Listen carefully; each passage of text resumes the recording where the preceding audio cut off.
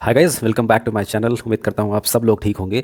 तो यार आज बात करने वाले हैं कि zero to the power zero क्या होगा। अक्सर मैक्सिमम लोगों को मैंने देखा है, जिससे भी मैंने ये सवाल पूछा है कि ज़ीरो की पावर ज़ीरो क्या होगी, लोगों ने गलत ही जवाब दिया इसका। अब जब आप ऐसे लिखते हो इसे, तो ये एक्सप्रेशन देख करके आपको लग सकता है कि इसका आंसर ज़ीरो आएगा, लेकिन रियलिटी ये नहीं है। ठीक है, रियलिटी क्या है उसे अभी फाइंड करेंगे। अभी इस टेबल को मत देखिए, मैं इस टेबल पे भी आऊँगा अभी थोड़ी देर में। लेकिन पहले, सबसे पहले zero to the power zero समझने से पहले थोड़ा से कॉन्सेप्ट्स जो हमें एक्सपोनेंट्स में हम लोगों ने पढ़ा है बचपन से, उसको समझ लेते हैं। देखिए, जैसा कि हम लोग जानते हैं कि जब भी आप किसी भी नंबर की जो पावर है ए टू दी पावर एम अगर आप लिखते हैं, इसका मतलब होता है कि आप ए को मल्टीप्लाई कर रहे हो एम टाइम्स। ठीक है, ए इंटू ए ऐसे आप करते जा रहे हो एम टाइम्स। ठीक है, अब यहाँ पर भी ये ऐसे है, और मान लीजिए कि ये मैंने इस चीज़ को एम टाइम्स मल्टीप्लाई कर दिया है। ठीक है, अब एक कॉन्सेप्ट आप और जानते हो कि ए टू दी पावर अगर एम लिखते हैं और इसको मान लो कि बेस सेम ही है, अगर ए टू दी पावर एन, तो यहाँ पर क्या होता है कि बेस ऐड हो जाते हैं। ठीक है, अगर बेस सेम हो तो a to the power m plus n, यहाँ पर सिंपली ऐसे हो जाएगा। ठीक है, ये एक्सप्रेशन आपने देख लिया, a to the power m cross a to the power n is equal to a to the power m plus n. ये एक्सप्रेशन होता है एक्सपोनेंट्स में, हम लोगों ने ये बहुत बेसिक सा पढ़ा हुआ है। अब एक और एक्सप्रेशन है, अगर हम a to the power m को इसी a to the power n ऐसे लिखते हैं divided by a to the power n से, तो इसका सिंपल मतलब क्या है कि ये एक्सप्रेशन तो यहीं आ जाएगा ऊपर वाला, और minus a to the power n, a to the power m minus a to the power n. अब ये सब आपको a to the power m a to the power n ऐसे ही लग रहा है, बिल्कुल कंफ्यूजिंग लग रहा है। सिंपल टर्म्स में, बिल्कुल सिंपल भाषा में समझो। देखो, इसको यहाँ पे मिटा देता हूँ अभी, इस चीज़ को भी हटाते हैं और सिंपल एकदम लैंग्वेज में इस चीज़ को समझ लो आप कि अगर आप लिखते हो 5² डिवाइडेड बाई 5, अब यहाँ पर देख रहे हो ए की जगह पे 5 है और पावर एम की जगह पर 2 है और एन की जगह पर यहाँ पर आपको कुछ भी नहीं दिख रहा है। तो जब नंबर अगर सिंपली लिखा हो तो हम सबको पता है कि वहाँ पावर 1 होती है। ठीक है, ठीक है। अब इसको आप क्या लिख सकते हो, 5² माइनस, देखो इसी फॉर्मूले पे अगर इसे रखते हो 5 की पावर एन, तो हमें पता है कि आंसर यहाँ पर 5 आ जाता है। लेकिन जब भी मैंने बताया है कि कोई नंबर अगर सिंपली ऐसे लिखा हो, इसका मतलब होता है इसका पावर वहाँ पर 1 है। ठीक है, अब इसी का एक एक्सटेंशन है, समझ लो, जो आप मैं यहाँ पर क्वेश्चन हम जो सॉल्व करने आए हैं जीरो टू दी पावर, वो कैसे zero to the power zero हम सॉल्व करने आए हैं कि क्या होगा। ऐसा लगता है कि zero to the power zero होगा, लेकिन देखते हैं आगे होगा क्या। जीरो आंसर नहीं है, बस आप इतना समझ लो, वो देखने में एक्सप्रेशन ऐसा लग सकता है। ठीक है, अब देखते हैं कि अब इस चीज़ से देखो क्या यहाँ से निकल के आ रहा है। यहाँ से सिंपली एक चीज़ निकल के आ रही है, वो क्या है, अगर हम किसी भी नंबर का पावर ज़ीरो करते हैं, ए की जगह पर कोई भी नंबर हो सकता है, तो वो पता है हम सबको कि 1 आता है।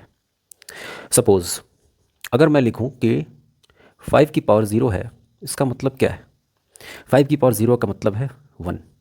लेकिन और अब हम एक बात और जानते हैं कि किसी भी, मान लो 0 है और 0 का पावर अगर कोई भी नंबर हम रखते हैं, whether it is 1, 0 to the power 1, ये भी हो जाता है हमारा 0, और 0 to the power any number it is, मान लो यहाँ पर 100 है, तो ये भी 0 होगा, क्योंकि 0 100 टाइम्स भी मल्टीप्लाई करोगे तो आंसर तो हमारा 0 ही आना है। ठीक है, अब इन दो एक्सप्रेशंस को ज़रा गौर से देखो।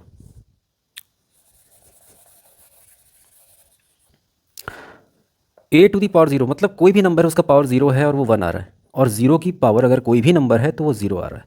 अब इन दोनों को कंबाइन करके मैथमेटिशियंस ने सोचा कि क्यों नहीं इन दोनों को कंबाइन करके देखा जाए कि अगर 0 की पावर 0 कर दें तो क्या आएगा आंसर।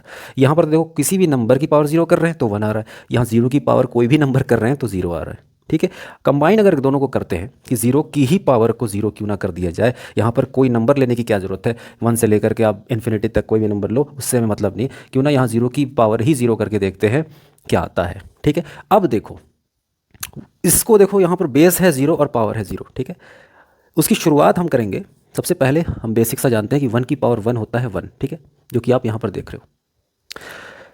अब क्या करेंगे कि बेस जो आप देख रहे हो ना, बेस यहाँ पे 1 है, अब 1 को 0 की तरफ ले जाने की कोशिश करेंगे, 1, और यहाँ 1 से हमने थोड़ा सा कम किया 0.9, पावर को भी 1 से कम कर दिया है 0.9, दोनों को कम करते जाएंगे, 1 को यहाँ तक कम करेंगे कि हम 0 अप्रोच कर रहे हों, और पावर को भी 1 से कम करते करते 0 अप्रोच कराएंगे। ठीक है, तो देखते हैं यहाँ पर जैसे ही हम लोगों ने ये चीज़ की तो देखो आंसर बड़े अजीब आ रहे थे। कैसे आ रहे थे? जैसे ही हमने 1 में से देखो 0.1 माइनस कर दिया, अभी 0.9 की पावर 0.9 कर दिया यहाँ पर, तो 0.909 आ रहा है इसका आंसर। यहाँ से ऐसा लग रहा था, यहाँ तक तो देखो 0.3 तक आते आते देखो यहाँ पर आपको, सॉरी 0.4 तक आते आते यहाँ पर एक डिक्रीज़ दिखेगा। देखो 0.9 हुआ, फिर 0.8, 0.7, फिर 7, 9, 3, 6, 0, 7, 6, 9, 3 ऐसे आता गया। 0.3 के बाद एक आपको यहाँ पर चेंज दिखेगा। जब जैसे ही आप 0.3 का पावर 0.3 करोगे, यहाँ पर आपको कैलकुलेटर कुछ अजीब सा रिजल्ट दे रहा है। यहाँ पर देखो 0.693 था और यहाँ पर 0.696 हो गया अचानक से। और जब आप 0.2 की पावर 0.2 करते हो तो 0.724। अब यहाँ से अचानक से वो इंक्रीज़ कर रहा है। जितना आप कम जा रहे हो 0.4 के बाद, अब देखो 0.2 का पावर 0.2 में अचानक से सडन इंक्रीज़ है यहाँ पर। यहाँ पर देखो डिफरेंस कम था, अब डिफरेंस यहाँ पे बढ़ गया है। अब यहाँ डिफरेंस और ज़्यादा आपको दिखेगा, 724 है, यहाँ 793 हो गया। देखो हमने क्या किया, 0.2 से यहाँ पे 0.1 पे आ गए, 0.1 की पावर 0.1।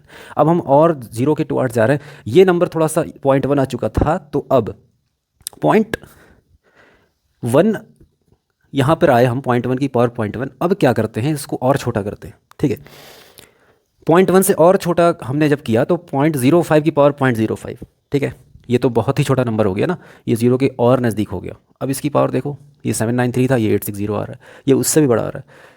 अब 0.05 की जगह 0.02 कर देते हैं, जो कि और भी करीब है 0 के, ये आ रहा है 0.924। ऐसे हम करते चले गए। अब देखो 0.01 की पावर 0.01 है, उसके बाद 0.001, फिर यहाँ पर 3 0 लगा दिए, यहाँ पे 4 0, यहाँ पे 5 0। जब आप ऐसे करते जाओगे तो हालांकि आप, ये तो डेफिनेट है कि आप 1 नहीं पाएंगे, क्योंकि कैलकुलेटर में इतना नहीं है कि आप पॉइंट की कितना भी आगे 0 लगा दो। ठीक है, उसके लिए पता नहीं कौन सा कैलकुलेटर चाहिए, बट ये जो कैलकुलेटर मेरे पास है, इसको आप सिंपल मायनों में ये समझो कि मैथमेटिशियंस ने ये समझ लिया कि हम इस कैलकुलेटर को कन्विंस कर सकते हैं कि ये इसकी वैल्यू को 1 मान ले, क्योंकि ये सारा कुछ जो मैंने अभी आपको बताया था एक्सपोनेंट्स, वो सारे रूल्स तो हम ही लोगों ने बनाए। ठीक है, तो ऐसा कभी नहीं होगा कि आप इसमें 1 लिखा हुआ पाओगे, बट ये ज़रूर हो सकता है कि जो वैल्यूज़ आप देख रहे हो ना, देखो यहाँ पे 3, यहाँ 999 था, अब यहाँ पर आप देख रहे हो यहाँ पर 4 बार 9 आ रहा है। हो सकता है आगे 5 बार 9 आएगा, फिर 6 बार 9 आएगा, बट 1 की वैल्यू आपको इसमें दिखाई नहीं देगी। तो इससे बस मैथमेटिशियन ने ये सोचा कि हाँ, हम ये कन्विंस कर सकते हैं अपने आप को कि 0.999999 अगर है तो इसको हम 1 मान सकते हैं। ठीक है, तो ये वैल्यू वहाँ जा कर के सिंपली 0 टू दी पावर 0 को 1 मान लिया गया। ठीक है, आप में से कई लोग सोच रहे थे कि 0 टू दी पावर 0 ये 0 हो जाएगा, बट ऐसा नहीं है। आपने यहाँ पर देखा कि जैसे ही आप इसे कैलकुलेटर में ले जाओगे, ये अजीब सी वैल्यू देता है 0 टू दी पावर 0, जो कि 1 होता है। तो यार यहाँ से निकलता है ये पूरा। क्यों होता है ऐसा, देखो, क्योंकि अब अगर आप इसे 0 लिख दोगे तो पूरा जो भी हमने माना हुआ है, कॉन्सेप्ट जो हमने बनाए हैं, एक सेट पैटर्न बनाया है कि हाँ ये फंक्शन ऐसे ही काम करेगा, वो सब कुछ गलत हो जाएगा। ठीक है, तो उम्मीद करता हूँ आप लोगों को ये पूरा कॉन्सेप्ट समझने में मज़ा आया होगा और बहुत अच्छी लगी होगी आप लोगों को ये वीडियो। अगर ये वीडियो अच्छी लगी है तो इसे लाइक कर दो, चैनल को सब्सक्राइब कर लेना आगे और ऐसी ही इंटरेस्टिंग कॉन्सेप्ट्स को सीखने के लिए। तब तक के लिए take care, have a nice day.